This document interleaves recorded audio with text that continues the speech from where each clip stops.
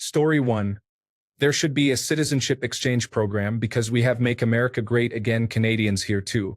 Take a Make America Great Again Canadian and a non-Make America Great Again American and swap their passports. Additionally, someone should create a reality show that follows each family as they navigate a new life in another country. No take-backs. Story 2. Wait until people find out how the rest of the world handles immigration. Canada doesn't allow individuals with a driving under the influence conviction to even visit, let alone immigrate. The United States has very liberal immigration policies compared to the majority of the world. Story 3. Why would we offer expedited citizenship? Long-term work visas or permanent residency for high-skilled workers? Sure. But why would we grant expedited citizenship to Americans as a whole? Story 4. Yes, but I am more likely to obtain citizenship in a European country than in Canada. It is almost impossible to move to Canada. Story 5. There are many countries where conditions are difficult and people may want to flee to Canada. Why would we expedite the process specifically for Americans? Citizenship is not something to expedite simply because another country is struggling. There is refugee status and the option to become a permanent resident. These allow individuals to stay and build a life here, but becoming a citizen is not a quick process. Story 6. You would find that there would be a large number saying they are ready to go, and only a few who actually do it, with few being a relative term. In the 1960s and 1970s, the country was in far more turmoil than it is now. The protests then dwarfed anything going on today. Organized anti-government groups were robbing banks and National Guard armories to fund and arm themselves. There were numerous bombings and even more attempts at bombings that were thwarted.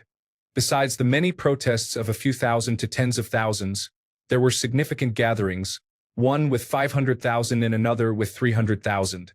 For all of that, and everyone saying they were going to hide out in Canada, it is estimated that between 30,000 and 50,000 draft dodgers actually went to Canada.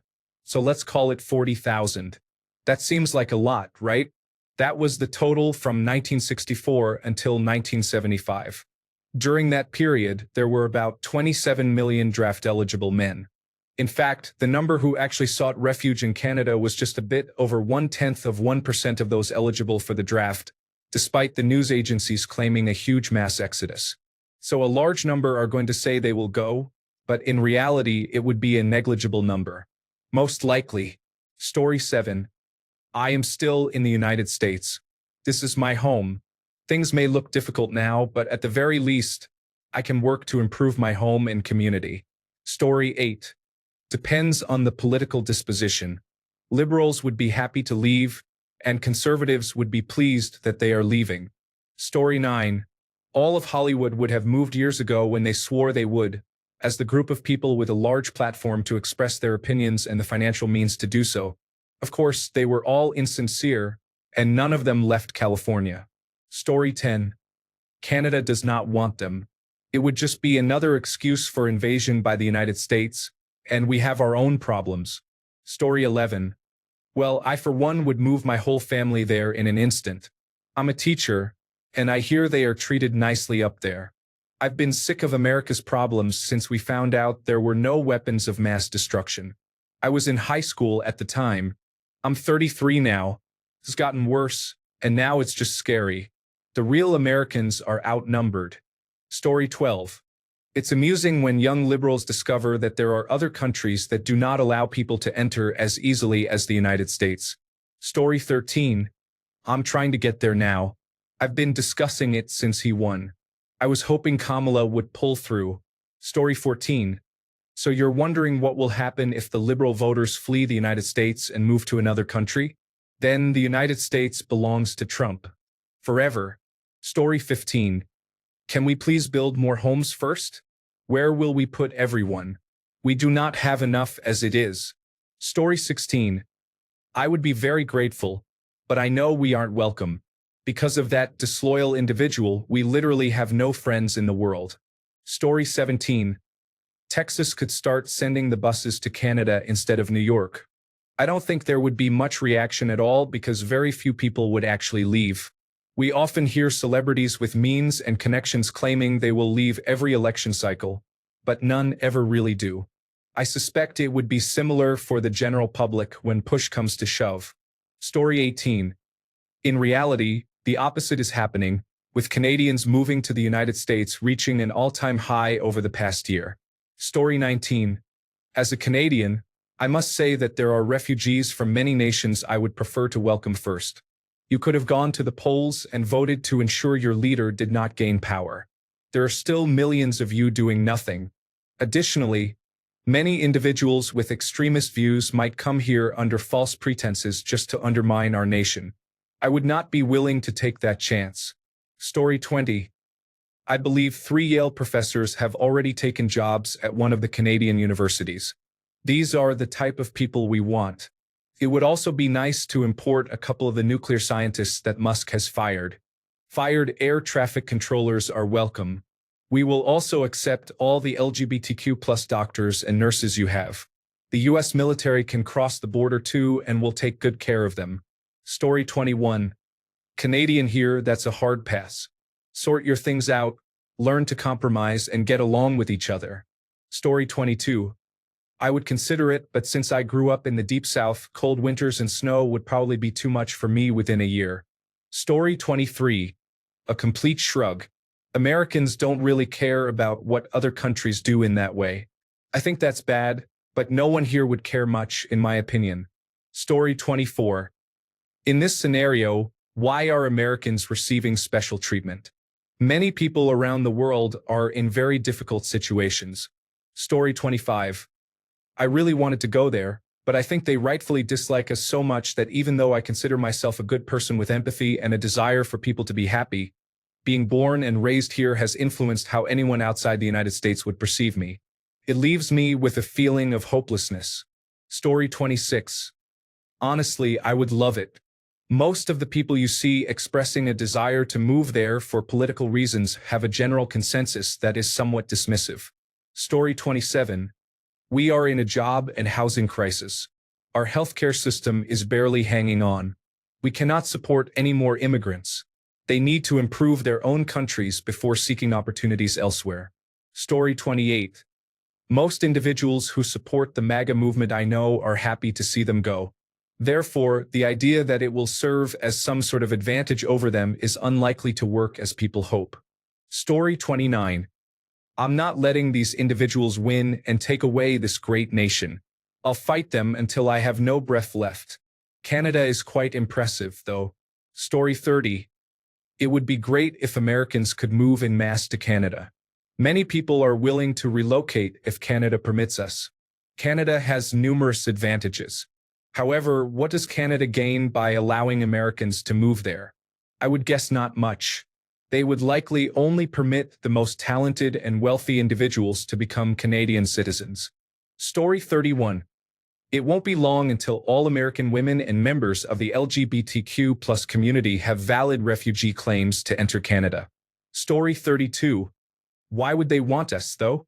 Canada doesn't have much to gain by encouraging Americans to move there. Story 33. Here is the real reaction. It will make headlines, and a large number of people will discuss moving to Canada. Only a few of those individuals will follow through. Then half will return after a few years and no one will talk about it again. Story 34. I don't know about expedited citizenship, but I feel like the day is quickly approaching when many United States citizens might want to request political asylum. Story 35. The Canadian version of Trump was polling quite well until he actually took office. Canada has its own issues. The rise of authoritarianism is not limited to the United States. Story 36. What is expedited citizenship? Do you mean that once we allow you to move here, you won't have to wait as long to apply for citizenship? Or do you mean that we will make it easier for you to move here? If it involves filling out forms, submitting to a background check, and paying fees without needing a job offer or family in Canada, you would likely see a modest increase in applications. Remember, you also need to be able to afford the cost of moving, which is out of reach for many people who are most likely to be targeted by this administration. If the rules for immigrating remain unchanged but the wait for citizenship is shorter, there would be no significant change in applications. The wait time for citizenship is not what prevents people from moving to Canada. It is the requirement of having a job or family waiting for them. Story 37. Goodbye. Can we send all 30 million undocumented immigrants currently in the United States to Canada? You all seem to disagree with us on our stance on immigration. You can take our place. Story 38. If they are voluntarily leaving, then we probably did not want them anyway. This is not a political stance from either side. It is simply an American viewpoint. If you do not want to be American, then by all means leave. Story 39. I am not the kind of person they want because I am older and I do not want to start a business. I want a golden parachute visa to live in a big city, and that is exactly what they do not want. Wealthy retiring Americans in urban areas. It is disappointing for me. Story 40. Since most people are just playing around, I will give you a real answer. There would be millions of people who would want to do it. It would be a nightmare. However, I would definitely try. If I had the funds, I would already be on my way elsewhere. At this point, I would probably move to China if they offered expedited citizenship and create a nice American expatriate community. Story 41. In the United States, we have the freedom to leave, at least for now. I am staying, but I cherish the freedoms I have and intend to keep them. Story 42. They have always been one of the most difficult countries for dual citizenship. They should be more accepting, like their southern neighbor. Story 43. If you are willing to leave, I hope you are also willing to stay away. Anything worth having is worth fighting for, and if you are just going to abandon it, then you are not welcome. Story 44. The people who threaten to move to Canada every 4 years would continue to do so. Story 45. I'm not leaving the United States. I'm not giving up on it or surrendering the American identity to these individuals in the MAGA movement as many on the left have. Leftists see a flag and associate it with Donald Trump and MAGA hats. Why should we give them the American identity? This is our country, and all is not lost. Stop giving up. Enough with the resignation. How can you expect Democrats to fight if you're rolling over? Story 46. People are fleeing the United States? Or are you just reading Reddit as your source of information? The honest answer is the vast majority of Americans barely acknowledge Canada exists. If you do not live near the Canadian border or have a friend, relative, or work interest in Canada, you do not think about Canada any more than you think about Belgium. I bet over 95% of Americans cannot name the capital of Canada. Story 47. I would attend nursing school if I knew Canada would grant me citizenship through the proper channels. Story 48. I mean, that's not going to happen, nor should it, but I appreciate your sense of whimsical imagination. Can you imagine the chaos that would ensue in Canadian politics with an influx of aggressively ignorant and apathetic voters? Story 49. I would take it in a second. Had they not changed the grandparents' rule in 2008, I would have been up there already. My paternal grandmother was Canadian. Story 50. I mean, if you can help me solve those math problems Google used to put on billboards, that would be nice. It would be great to make a significant impact in Silicon Valley. Story 51.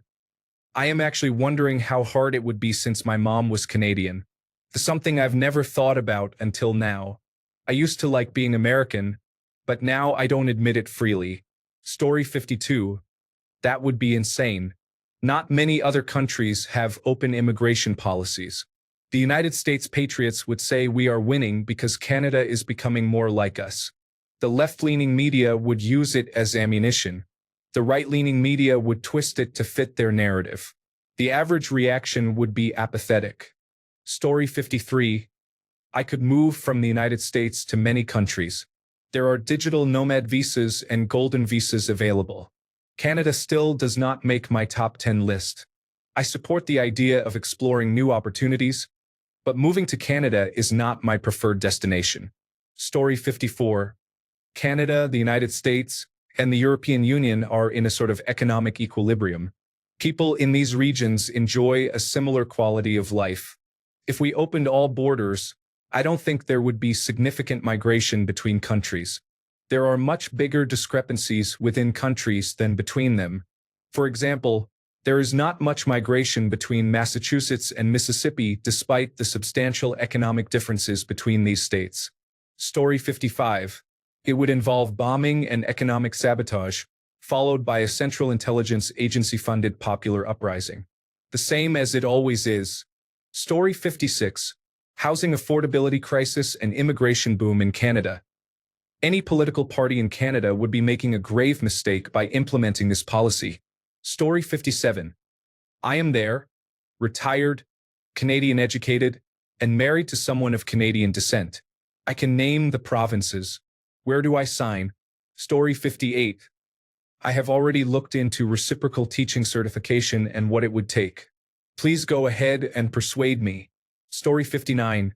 Why hello, yes I am a real Canadian man, totally born here. Don't mind the obesity. That's just from poutine. Story 60. That's a big if. The ultimate chess move would obviously be to have immigration and customs enforcement arrest people fleeing north and send them south to El Salvador. Story 61. We would love to offer all 222 million of you a new home, assuming over 100 million want to remain in the United States. However, we really don't have the space. Story 62. You know that there are other immigration options beyond citizenship, right? Why do we need to distribute citizenships in large numbers when we have the benefits of permanent residency? Story 63. Don't they have a significant housing shortage? Or is that only in some areas of Canada? I just can't imagine them wanting a large influx of immigration. Story 64. Honestly, there would likely be joy. Those on the left would be happy to be gone, and those on the right would be happy the left was gone. However, we have tried separating into two countries before, and it did not go well. Story 65. Not much.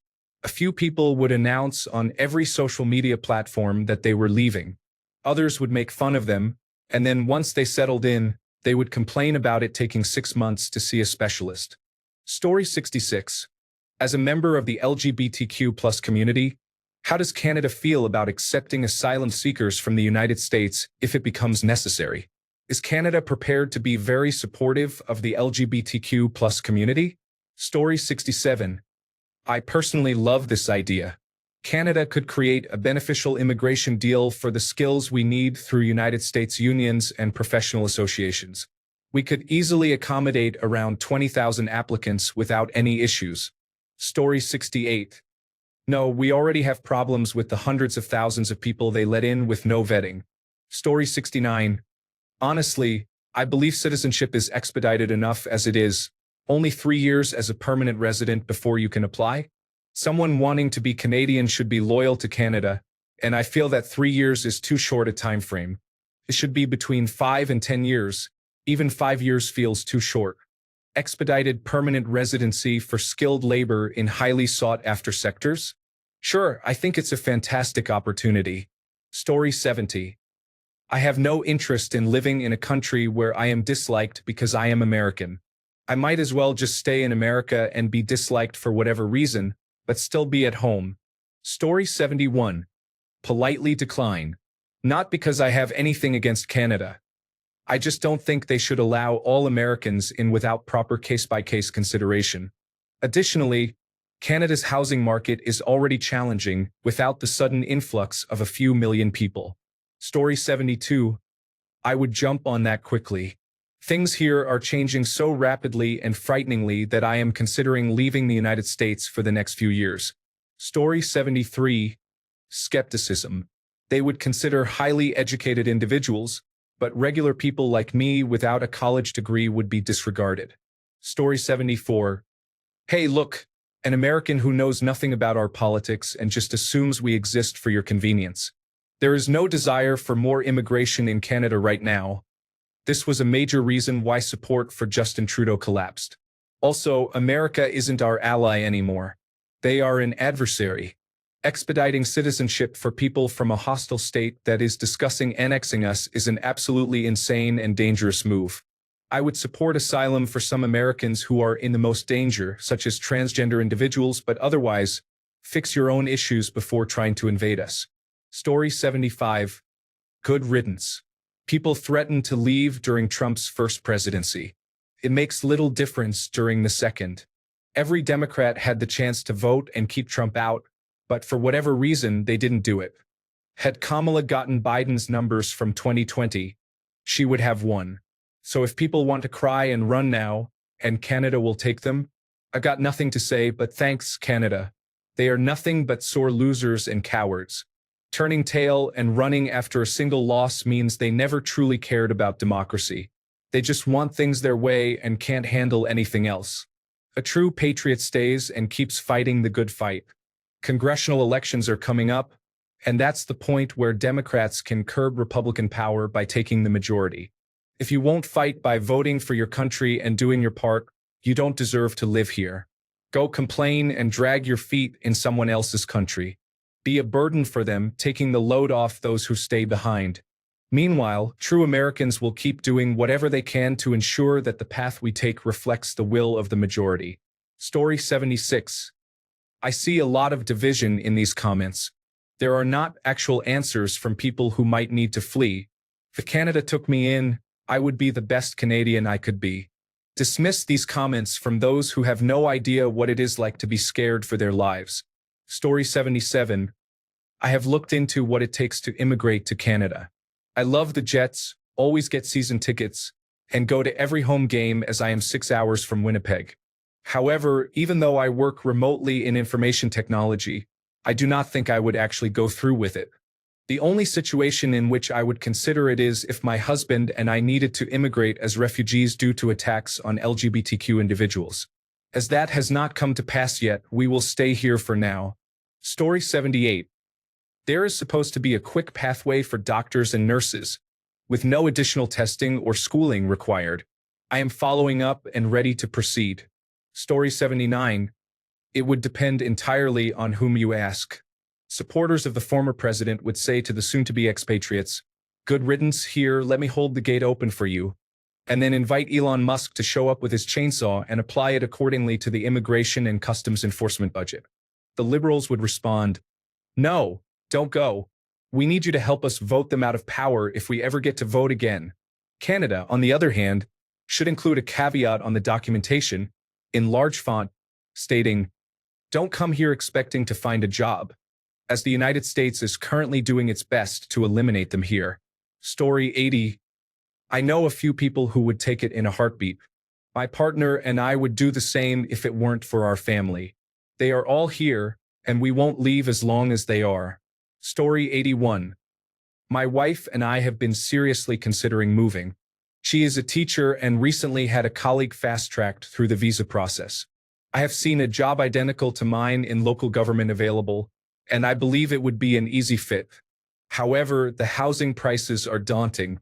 We have significant equity in our home here, but it would still be quite challenging to purchase a property near one of the population centers. Story 82. I applied for Canadian citizenship and was not accepted.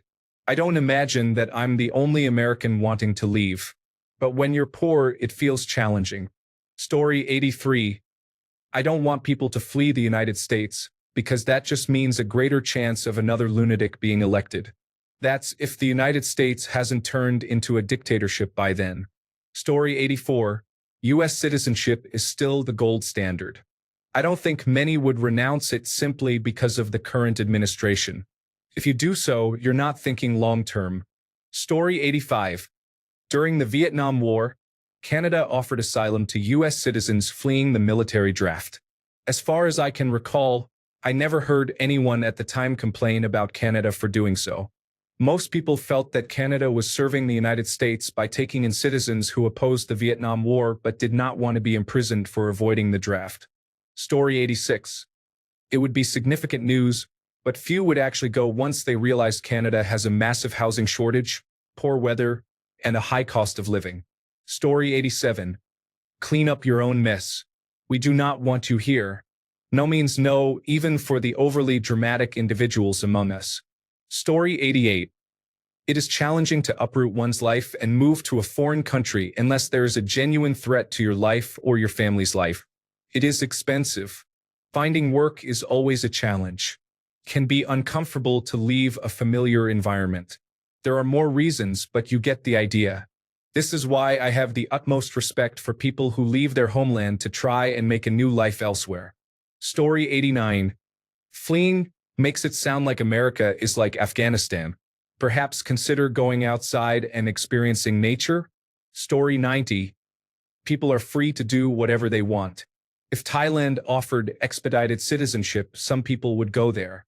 No one cares, as people have their own problems to worry about rather than if someone wants to be a citizen of another country. Story 91. Can I come? The company I work for has warehouses in Canada. I wonder if I could transfer to a Canadian location for my job. Will I be able to come if I transfer to a Canadian warehouse? Story 92. Less of a reaction than if we could easily obtain United States citizenship from Canada. We would have a significant number of people escape this poverty trap of a country. Story 93. I believe many people would discover the reasons behind various situations. There is a reason why so many Canadians near the border work in the United States. Story 94. If we didn't have a parent here who is on a slow road to decline and needs constant care, the reaction would be to pack up our lives and head north as soon as possible. The American dream is dead.